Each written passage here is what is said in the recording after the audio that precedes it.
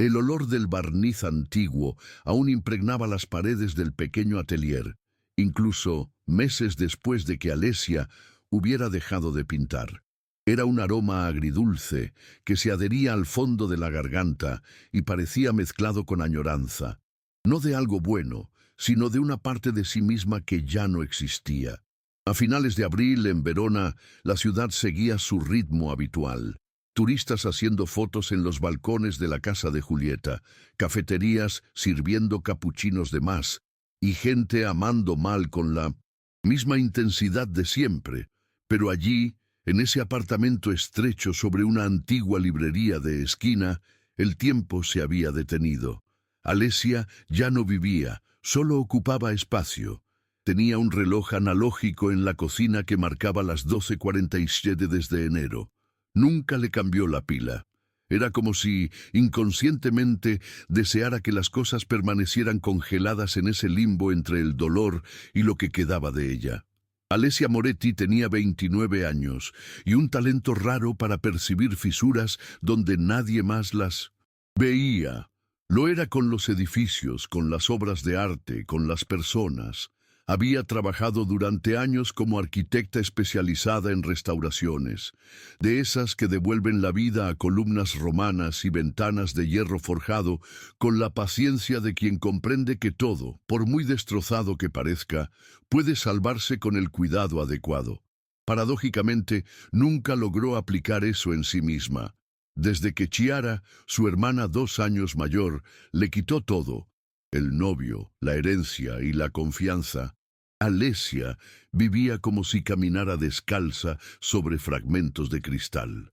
Lo más cruel fue que la traición llegó vestida de afecto, una cena familiar, una copa de vino, una sonrisa demasiado forzada, y entonces la revelación. Mateo, el hombre con quien compartía la vida desde hacía casi una década, ahora dormía en la cama de Chiara, y el padre, que siempre había estado más encantado por títulos que por afectos, decidió que la hija emocionalmente más estable merecía administrar los bienes de la familia. Chiara siempre fue el tipo de persona que aprendía a encantar incluso antes de aprender a andar. Era ese tipo de mujer que hacía que el dueño de la panadería le regalara bollos extra con un buongiorno exagerado. Cabello oscuro como el aceite, piel de porcelana y un carisma que rayaba en el veneno. Cuando era pequeña, decía que quería ser diplomática, pero terminó convirtiéndose en algo mucho más peligroso. La combinación perfecta entre víctima convincente y verdugo silencioso. Logró pintar a Alesia como desequilibrada, como alguien demasiado frágil para asumir responsabilidades, y con ello robó no solo lo que era derecho de su hermana, sino también cualquier vestigio de dignidad que Alesia aún tenía en las manos. Lo que quedó fue una mujer quebrada, viviendo entre bocetos, deudas emocionales y un deseo creciente de venganza.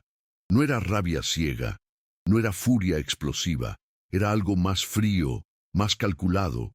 Comenzó como una idea vaga, casi una distracción mental durante un paseo al azar por el barrio de San Zeno, donde las vecinas lavaban la acera con cubos de agua y radios antiguas reproducían canciones de Eros Ramazzotti. Pero fue allí, entre una tienda de antigüedades y un café donde nadie la reconocía, donde Alesia avistó a Gustavo, el tío de Mateo, viudo, excéntrico, rico y con fama de ser inalcanzable. Un hombre que, en cualquier otra circunstancia, ella habría ignorado. Pero aquel día, en ese preciso instante, algo dentro de ella hizo clic. Empezó a formarse un plan, y por primera vez en mucho tiempo se sintió viva. Lo que comenzó como provocación se convertiría en la chispa de una historia que nadie, ni siquiera ella, podría prever. Gustavo Mancini era el tipo de hombre que portaba el peso de la elegancia sin parecer importarle. Tenía 44 años, ojos grises como los días nublados sobre el río Adigio, y una voz grave, con pausas calculadas, como quien piensa antes de respirar. Viudo desde hacía 5 años, Vivía en una villa en las afueras, de Negrar, rodeada de viñedos silenciosos y un jardín que exhalaba lavanda incluso en invierno. Decían que era inaccesible, que no se mezclaba, que aún hablaba con su difunta esposa como si ella estuviera sentada en el sillón de al lado. Pero aquella tarde, entre un espresso y un libro de historia medieval, Alesia cruzó su camino. Y al contrario de lo que esperaba, él no apartó la mirada. Al contrario, la observó con una curiosidad suave, como quien reconoce un enigma en el rostro de alguien que no quiere ser leído. El primer contacto fue breve, un comentario sobre la pintura desgastada del marco en la pared del café. Alesia respondió sin sonreír, pero con una firmeza sutil que desafiaba el tedio que él llevaba sobre los hombros. No sabía si lo que sentía era atracción, desprecio o aburrimiento, pero había algo magnético en aquel hombre, algo que parecía peligrosamente útil para su plan. El tío de Mateo era influyente, reservado y, según la propia Chiara, imposible de manipular. La idea de acercarse a él, seducirlo y, ¿por qué no?, ocupar un espacio que hiriera el ego de su hermana, empezó a tomar forma estratégica. Y cuanto más lo pensaba, más se convencía de que no tenía nada que perder. No fue difícil encontrarlo de nuevo. 2 días después, lo vio entrar en la misma tienda de antigüedades del centro histórico, examinando relojes antiguos con la paciencia de quien no tiene prisa. Aquella vez, Alesia estaba preparada. Llevaba un vestido de tono vino oscuro, discreto, pero con un corte que realzaba sus líneas sin vulgaridad. Se acercó a la estantería junto a la de él y comentó con un ligero tono irónico que prefería el tiempo roto de su propio reloj de pared. Gustavo sonrió, por primera vez. Una sonrisa ladeada, casi imperceptible, pero que delataba algo resquebrajándose por dentro. Conversaron durante casi 1 hora sobre temas aleatorios, ruinas romanas, la reforma de la catedral, los matices exactos que el cielo de Verona adquiría antes de una tormenta. Fue entonces cuando ella se dio cuenta. Él estaba, sí, intrigado, y eso bastaba, pero Alesia no contaba con un detalle. Gustavo era absurdamente atento. No del tipo que hace preguntas invasivas, sino del tipo que percibe pequeños cambios en el tono de voz, vacilaciones sutiles y contradicciones entre líneas. Y Alesia, aunque motivada, no era fría, era impulsiva, llena de grietas mal ocultas, con emociones que brotaban incluso cuando creía tener todo bajo control, con cada nuevo encuentro, que comenzaron a repetirse con mayor frecuencia de la prevista. Sentía desvanecerse las barreras entre la actuación y la verdad. El plan de venganza, tan cuidadosamente trazado en madrugadas de rabia silenciosa, empezaba a chocar contra algo que ella no sabía nombrar. Deseo, confusión, admiración, o peor, alguna forma de amor. Los encuentros con Gustavo empezaron a convertirse en un ritual silencioso. Sin acordarlo, ambos aparecían en los mismos lugares. El kiosco de la Piazza Bra las mañanas. De martes, el Café San Pietro las tardes de jueves, e incluso la misma librería de usados cerca de la Porta Borsari. No era coincidencia, pero tampoco explícito. Era como si jugaran un juego sin tablero, donde cada movimiento dependía de una intuición anterior a la razón. Alesia sentía que junto a él no tenía que mentir, pero tampoco podía revelar todo. Existía un equilibrio frágil entre lo que mostraba y lo que ocultaba. Y Gustavo, con esa mirada capaz de atravesar pieles y memorias, simplemente observaba, simplemente aguardaba. Una viernes cualquiera, en medio de una conversación sobre arquitectura brutalista y cine de los 70, Gustavo la invitó a cenar. Fue directo, sin rodeos, como quien invita a cruzar un puente ya medio construido. La invitación sonó a prueba, y Alesia supo en ese instante que, si aceptaba, no habría retorno. Pensó durante segundos, que parecieron demasiado largos, y respondió con una sonrisa leve, casi desafiante. Solo si no es en un lugar con música en vivo. Odio fingir que escucho algo mientras pienso en escapar. Gustavo rió. Un sonido más desinhibido que antes. Reservó mesa para la noche siguiente. Y al salir por la puerta, Alesia tuvo la extraña sensación de que la empujaban hacia un destino ajeno a la venganza. Eso escapaba de su control y resultaba a la vez aterrador y adictivo. La cena fue en un restaurante pequeño, de iluminación tenue y paredes de piedra, escondido en una callejuela tras el puente Castelvecchio. Gustavo conocía al chef. Llamaba al vino por su nombre y hablaba de la comida como si se refiriera a viejas amigas. Alesia, que había acudido decidida a ceñirse al plan, comenzó a perderse en pequeños detalles. La forma en que él enrollaba la servilleta entre los dedos, cómo ladeaba la cabeza para escuchar, cómo permitía que los silencios se asentaran sin cubrirlos. Durante el postre, él mencionó, casi de paso, que admiraba a quienes sobrevivían a desastres sin renunciar al silencio. Alesia no respondió. Solo sintió un nudo formarse en algún punto entre el estómago y el pecho, porque, por primera vez, tuvo la certeza de que él la estaba viendo de verdad, y eso la desarmó más que cualquier venganza planeada. Al regresar, él insistió en acompañarla hasta su portal. Caminaron despacio, como quienes prolongan el trayecto para posponer una decisión. Al llegar a la puerta del edificio, Alesia vaciló. Quiso despedirse con frialdad, mantener el personaje, seguir el guión que había imaginado. Pero Gustavo la sorprendió de nuevo. No intentó besarla, solo sostuvo su mano durante unos segundos, la miró a los ojos y dijo: «Tienes una mirada antigua, Alesia, como la de quien ha sido traicionada muchas veces, y aún así insiste en contemplar el mundo con poesía». Luego soltó su mano y se marchó, consciente del efecto de sus palabras. Ella subió temblando, comprendiendo que algo había cambiado, y que tal vez la mayor traición no era la de Chiara o Mateo, sino la que estaba a punto de cometer contra su propio corazón. A la mañana siguiente, Alesia se despertó con las sábanas revueltas y la cabeza palpitante, no por el vino, sino por los pensamientos. Por primera vez en semanas, no pensó en Chiara, pensó en Gustavo, pensó en lo que él había dicho sobre su mirada y en cómo nadie jamás la había descrito así. Recordó el toque de sus manos, firme y a la vez gentil, como quien sostiene algo frágil por respeto, no por miedo. Era extraño experimentar ternura cuando todo lo planeado era veneno. Era casi como traicionar su propio dolor. Se levantó con rabia hacia sí misma, como quien se sorprende sonriendo en un velorio. Y entonces, frente al espejo, vio una versión de sí misma que no reconocía, la mirada cansada, pero ya no vacía.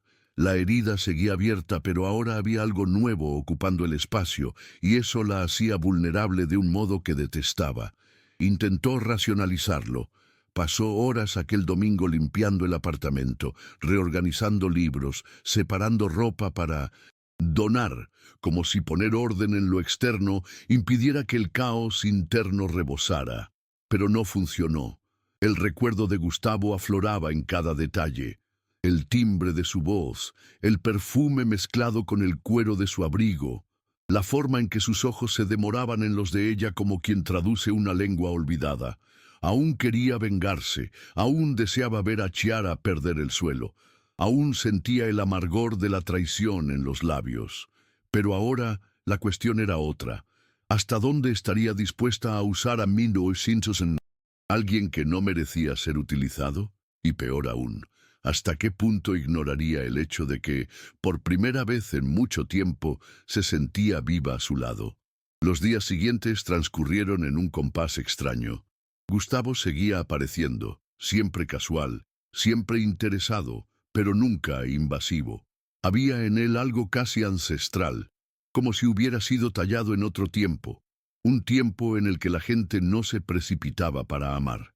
Alesia se sentía cada vez más atraída por esa calma, por esa ausencia de prisa que contrastaba con su propia agitación interna.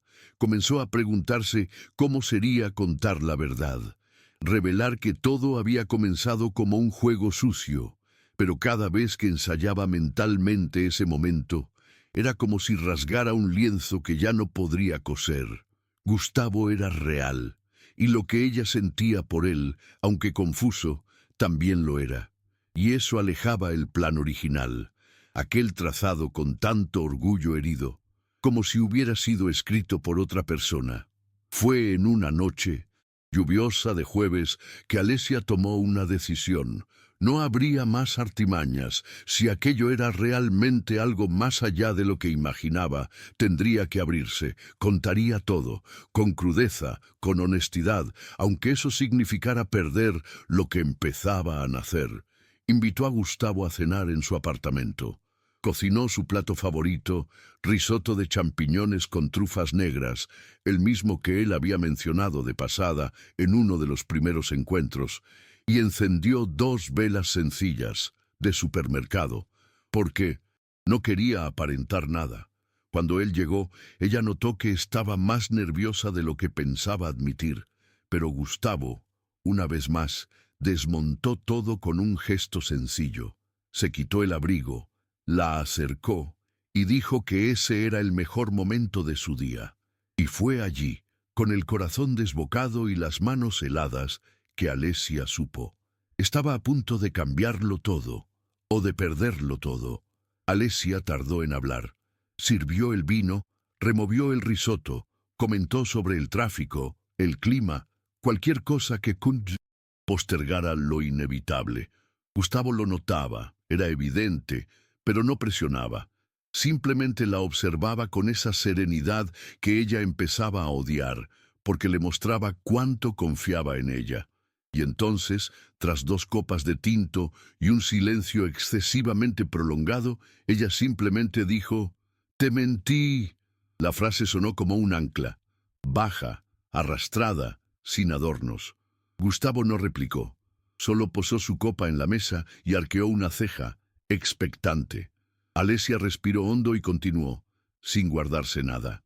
Relató lo de Chiara, lo de Mateo, lo de la herencia, el plan estúpido de acercarse a él como parte de una venganza mal diseñada y emocionalmente desesperada.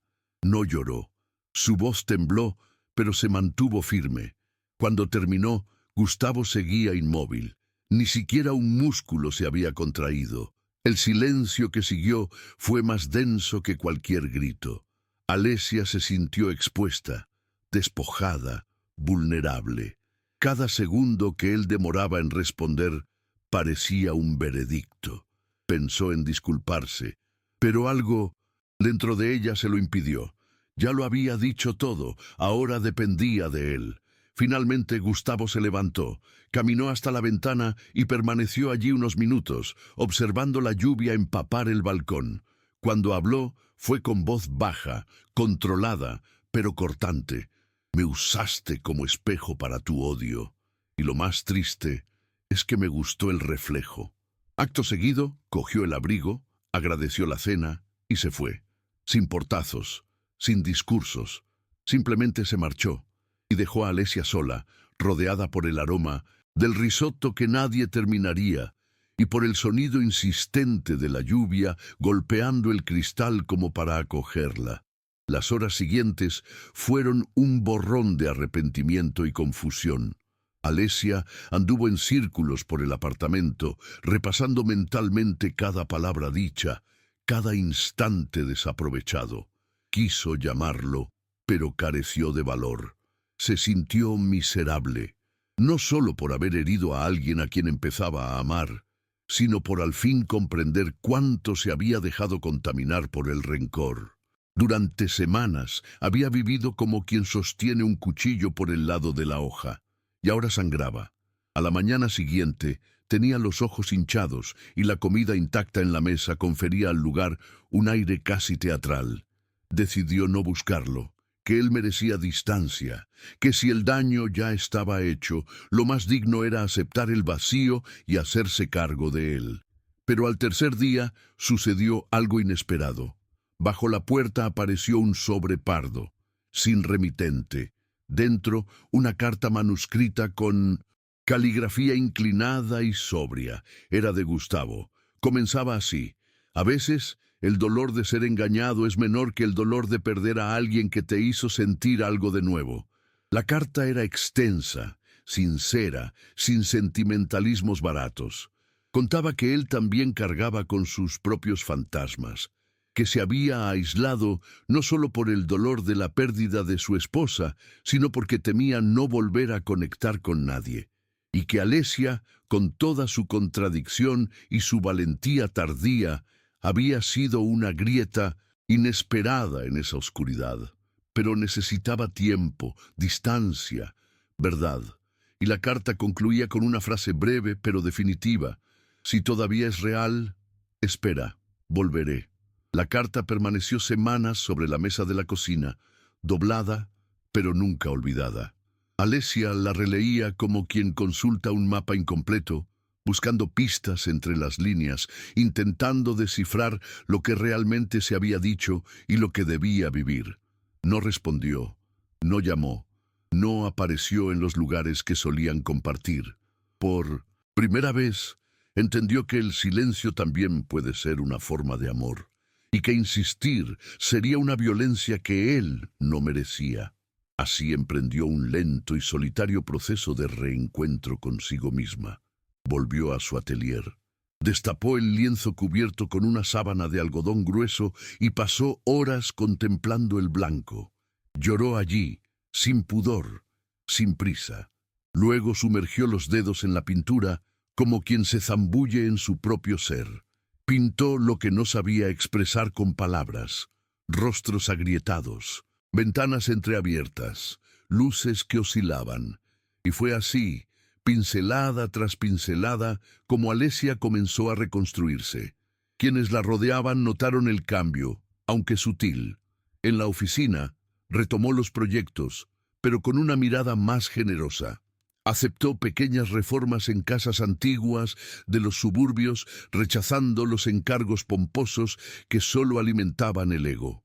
Empezó a caminar más, a sentarse en los bancos de las plazas con un libro en el regazo y la mirada en el horizonte. Una vecina mayor le regaló higos frescos un domingo y ella los recibió como si fueran joyas. El mundo parecía el mismo, pero algo en ella había mutado. Ya no se dejaba llevar por la venganza, ni por el miedo.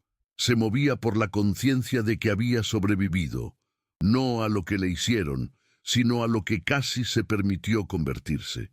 Chiara seguía desfilando por la ciudad como si fuera dueña de todo, incluidas las personas.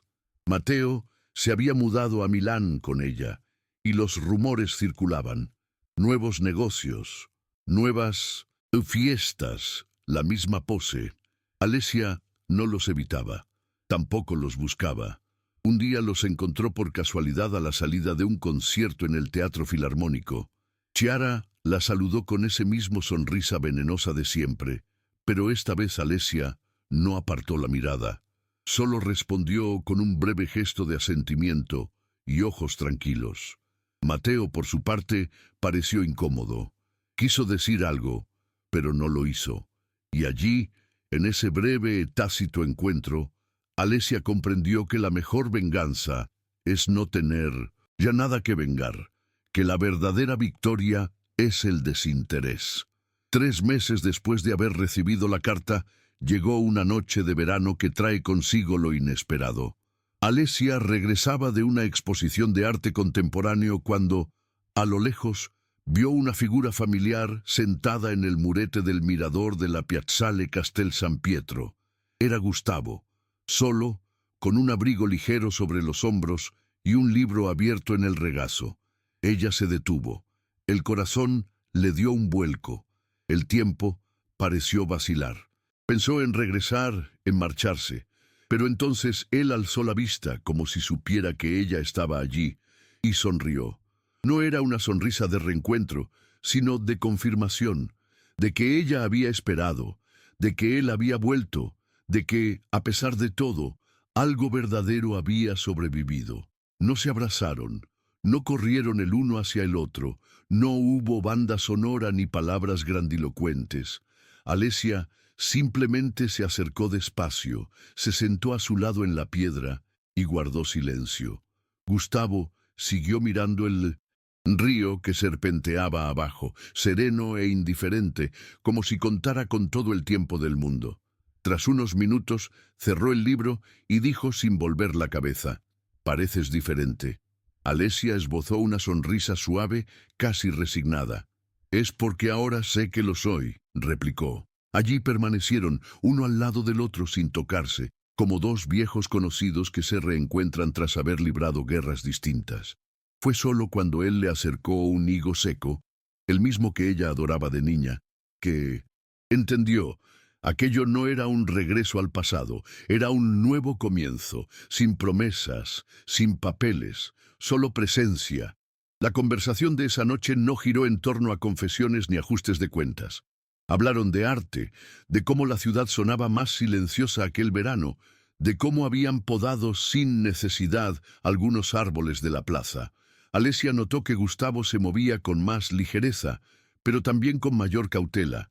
Había allí una barrera que antes no existía, no un muro, sino una cerca baja que podía cruzarse con tiempo y respeto.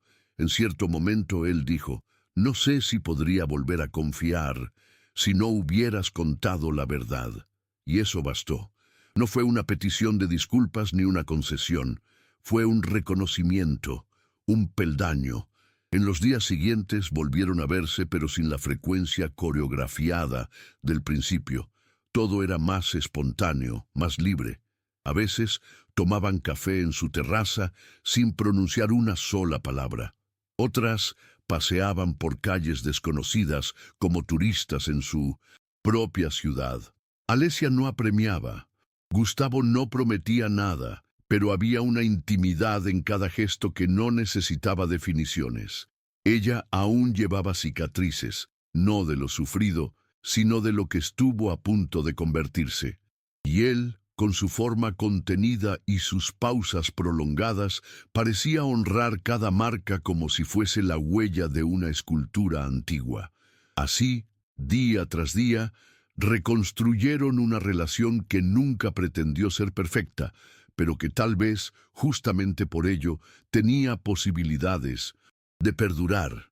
Una tarde, mientras ayudaba a Gustavo a ordenar libros en su biblioteca, Alesia encontró una carpeta de cuero gastado con su nombre escrito a grafito. Dentro había pequeños objetos olvidados, una servilleta con un dibujo suyo, el envoltorio del dulce que compartieron en el segundo encuentro, incluso una entrada arrugada de una exposición a la que ella había dicho querer ir, pero nunca llegó. Al verlos, Gustavo dijo solo: «Incluso cuando quería odiarte, no pude dejar de guardar recuerdos sobre ti». Fue en ese instante que Alesia entendió que no hacía falta volver a ser lo que eran antes. Lo que tenían ahora, aunque más silencioso, era más real, porque había sobrevivido a la verdad. No fue de la noche a la mañana. No hubo clímax cinematográfico, ni disculpas de Chiara, ni reconciliación forzada con el pasado. Lo que vivió Alesia en las semanas siguientes fue mucho más sutil. La sensación de que, por primera vez, no necesitaba demostrar nada a nadie, ni a Gustavo, ni a su familia, y mucho menos a sí misma. Empezó a cocinar para ella, no para impresionar, a pintar con rabia, alegría y confusión, todo al mismo tiempo, y a exponer sus cuadros en ferias locales, firmándolos con su nombre en grande en la esquina inferior derecha. Volvió a usar el apellido de su madre en los proyectos. Dejó de seguir a su hermana en las redes sociales. Comenzó a escuchar música a todo volumen en la ducha, pequeñas victorias, casi imperceptibles, pero que, juntas, formaban la Alesia que nunca había tenido el coraje de ser. Gustavo, por su parte, permanecía a su lado, pero sin intentar ocupar un espacio ajeno. No aparecía todos los días, no enviaba mensajes constantes y rara vez pronunciaba frases que pudieran recortarse y pegarse en películas románticas. Pero cuando aparecía, lo hacía con plenitud.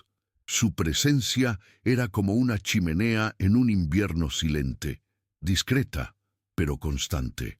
Alesia aprendió a admirar eso.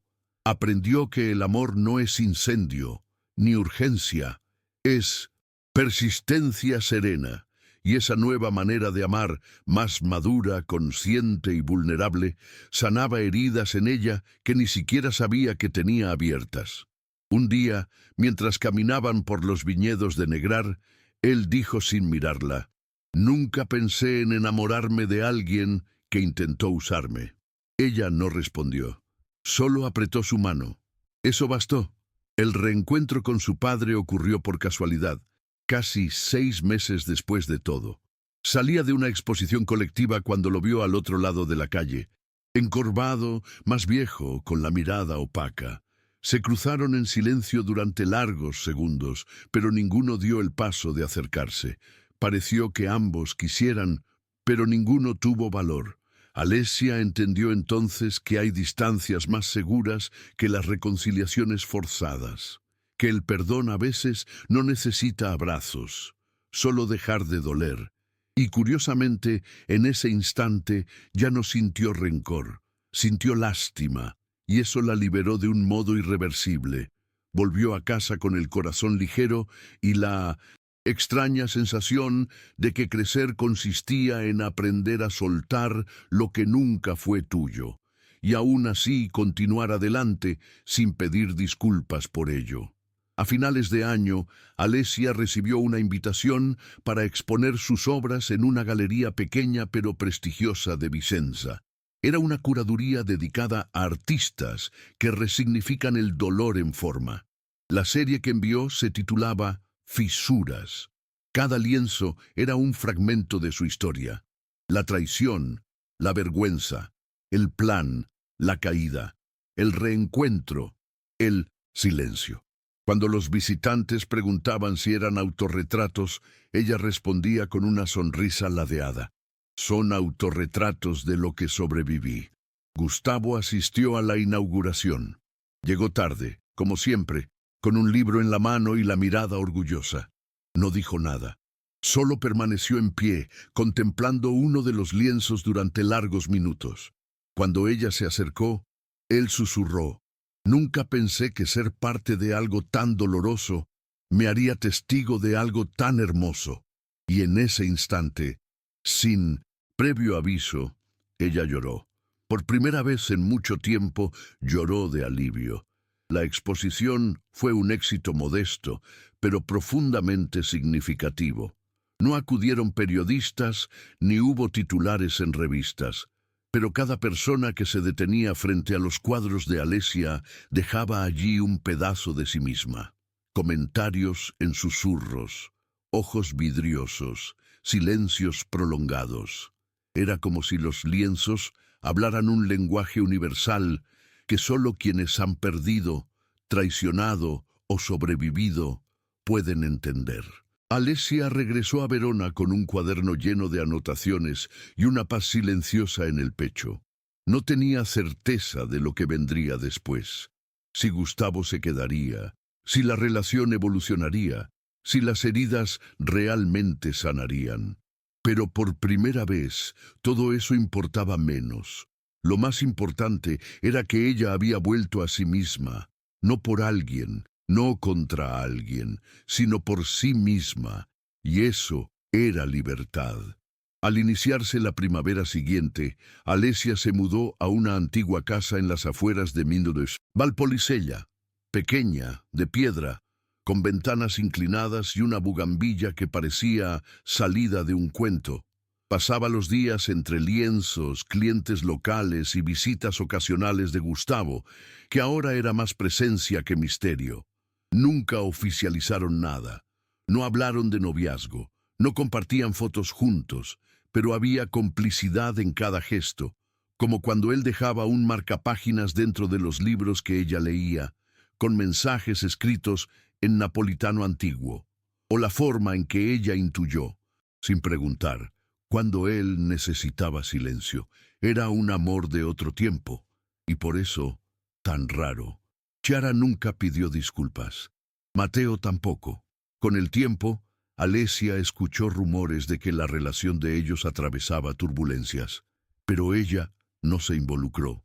Cuando se cruzaba con su hermana en eventos familiares, el saludo era cordial, pero vacío, y eso, para ella, bastaba. Ya no albergaba deseos de venganza, ni necesidad de demostrar nada. Si alguien le preguntara si había perdonado, probablemente respondería: no lo sé, pero ya no siento nada, y eso es aún mejor. Lo que antes fue una herida abierta, ahora era una cicatriz, y las cicatrices no duelen, solo recuerdan. Recuerdan que hubo una guerra, y que ella sobrevivió. Hoy, Alesia no lleva más planes de venganza escondidos bajo vestidos elegantes. Lleva pintura en las uñas, ideas en el bolsillo y una serenidad que solo se conquista atravesando el dolor. Si alguien le pregunta por Gustavo, ella sonríe y responde: es un hombre que apareció cuando yo intentaba perderme. Y si preguntan por Chiara, simplemente dice: fue una maestra cruel, pero me enseñó lo que no quería convertirme. Y con eso pasa página, cierra la puerta, sigue adelante, porque a veces superar no es ganar, es continuar, sin gritar, sin necesidad de demostrar, solo continuar, íntegra.